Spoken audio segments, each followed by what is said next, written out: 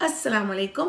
आज આપણે બનાવે છે જીરાના ચોખા ને હું એના સાથે અમે ચણાની દાળ સાથે હું એનું પણ શાક બનાવીશ, તમે એના સાથે ખાશો। તો ઇન્શાલ્લાહ જો તમને જોવું હોય કે આપણે આ કેવી રીતે જીરાનું ચોખા બનાવે છે તો ચાલો હું તમને બતાવું કે આપણે કઈ વસ્તુ જીરા રાઈસ માટે આપણને ખપશે 2 કપ ચોખા, જેને હું ફાઈતે ધોઈ નાખી છું। એનું જેલું દોરું દોરું પાણી નીકળે છે એને ફાઈતે વોશ કરી પક્કા એ ના નીકળે ત્યાર સુધી તમે એને ધોજો।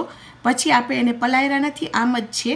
અહીંયા છે આપણને ખપશે 2 કપ જૈતુનનું તેલ, 3 કપ પાણી, 1 ચમચી કે તમારા સ્વાદ ઉપરથી નિમક, 2 હું અહીંયા લાલ મરચાં વાપરી છું જે સૂકા છે, 1 નાનું તજનું સ્ટીક વાપરી છું, 4-5 બે લીવ્સ વાપરી છું અને અહીંયા છે 1 ચમચો મોટો જીરું। ને જીરું વધારે નાખીએ છીએ કારણ કે જીરુંનું આપણે બનાવે છે ચોખા। તો ચાલો શરૂ કરીએ।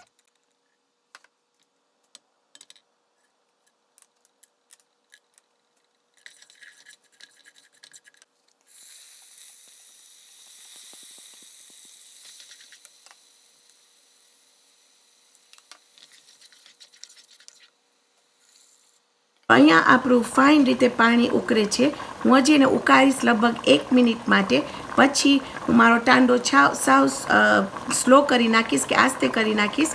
પછી આપણે આપણું કવર એના ઉપર નાખી ઢાંકી નાખશું ને આપણે રાંધશું પક્કા 7-8 મિનિટ સુધી, પક્કા બધું પાણી સાવ ખલાસ થઈ જાય અને આપણા ચોખા સાવ પાકી જાય। ચોખા ફાઇન રીતે લગભગ 8 મિનિટ લાગી ગઈ એને રાંધવા માટે।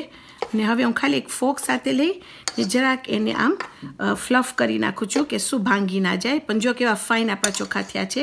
હવે હું આને એક બકુલીમાં નાખી હું તમને બતાવીશ કે કેવા ફાઇન ચોખા લાગે। આપણું જીરાનું રાઈસ તૈયાર છે, એનું સુગંધ ઘરમાં એટલું ફાઇન આવે છે। આ અમે દાળનું શાક સાથે ખાશો તો તમે પ્લીઝ મેક શ્યોર કરજો કે તમે દાળનું શાક પણ જો કે હું કેવી રીતે બનાવું છું।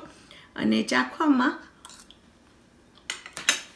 ચોખા બરાબર પાકી ગયા છે, એનું જે સુગંધ આવે છે આપણું જીરાનું સુગંધ એટલી ફાઇન સુગંધ આવે છે ને બહુ જ ફાઇન થયું છે આપણું જીરાનું ચોખા।